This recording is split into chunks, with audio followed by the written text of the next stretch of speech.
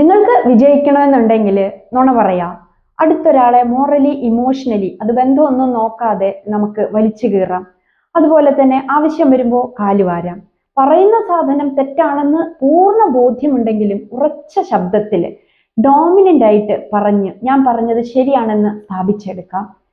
ഇങ്ങനെയൊക്കെ ചെയ്തു കഴിഞ്ഞാൽ നിങ്ങൾക്ക് ജീവിതത്തിൽ വിജയിക്കാൻ സാധിക്കും. ഞാൻ പറഞ്ഞതല്ല, മലയാളത്തിൽ ഇപ്പോൾ ഏറ്റവും കൂടുതൽ ചർച്ച ചെയ്യപ്പെടുന്ന ഒരു TV റിയാലിറ്റി ഷോ നമ്മുടെ കുട്ടികൾക്ക് കൊടുക്കുന്ന ഒരു മെസ്സേജ് ആണിത്. നിങ്ങൾക്ക് എല്ലാവർക്കും അറിയാം അത് ഏതാണെന്ന്. സാധാരണയായിട്ട് എല്ലാവരും ചർച്ച ചെയ്യുന്ന ഒരു ഷോ, അതിലെ കണ്ടസ്റ്റൻസിനെ കുറിച്ചും അവരുടെ പെരുമാറ്റ രീതികളെ കുറിച്ചൊക്കെ.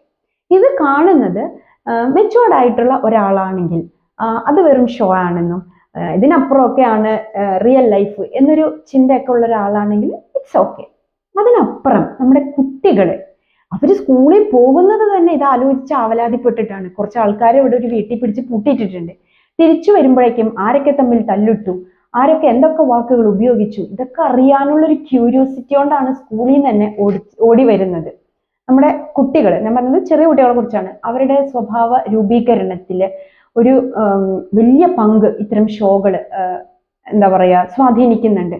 അപ്പൊ അതുകൊണ്ട് സ്ഥിരമായിട്ട് ഇത് കാണുന്ന, ഇതാണ് ശരി എന്ന് വിശ്വസിക്കുന്ന, അല്ലെങ്കിൽ ഇങ്ങനെ ചെയ്താലും നമുക്ക് വിജയിക്കാം എന്ന് മനസ്സിലാക്കി എടുക്കുന്ന ഒരു ഗ്രൂപ്പൊക്കെയാണ് ഇത്തരം ഷോകൾ വാച്ച് ചെയ്യുന്നതെങ്കിൽ പാരൻസ് ദയവ് ചെയ്ത് കുട്ടികളെ തടയണം, അവരെ പറഞ്ഞ് മനസ്സിലാക്കണം. അവർക്ക് ആ സമയം വേറെ എന്തെങ്കിലും കാര്യം എൻഗേജ് ചെയ്യാനായിട്ട് നിങ്ങൾ കൊടുക്കണം. നമ്മൾ ആരെങ്കിലും എല്ലാവരെയും വിളിച്ചിരുത്തിക്കൊണ്ട് ഒരു നല്ലൊരു ഡോക്യുമെന്ററി കാണുമോ? പക്ഷെ അതിൽ നിന്നൊക്കെ വ്യത്യസ്തമായ കാഴ്ചയാണ് നമുക്ക് ഇവിടെ കാണാനായിട്ട് സാധിക്കുന്നത്. TV റിയാലിറ്റി ഷോ അതൊരു ഷോ മാത്രമാണെന്നും അത് നമ്മുടെ ലൈഫിലേക്ക് കോപ്പി ചെയ്യേണ്ട ആവശ്യമില്ല എന്ന് ആദ്യം പാരന്റും പിന്നീട് കുട്ടിയിലേക്കും ഈ ഒരു പാഠം പഠിപ്പിച്ച് കൊടുക്കാൻ തയ്യാറായില്ലെങ്കിൽ ഒരു കുറച്ച് ദിവസം കഴിയുമ്പോൾ ഇവരെയൊക്കെ പിരിച്ചുവിടും. കണ്ടസ്റ്റൻസിന് കാശ് കിട്ടും, അല്ലെങ്കിൽ അവർക്ക് എന്താ പറയാ അവസാനം അവർക്ക് കപ്പ് കിട്ടും. അങ്ങനെ പലതും ഉണ്ടാവും. നമ്മളും നമ്മുടെ കുട്ടികളും അവരുടെ ഭാവിയും സ്വഭാവവും ഒക്കെ വെള്ളത്തിലാവും.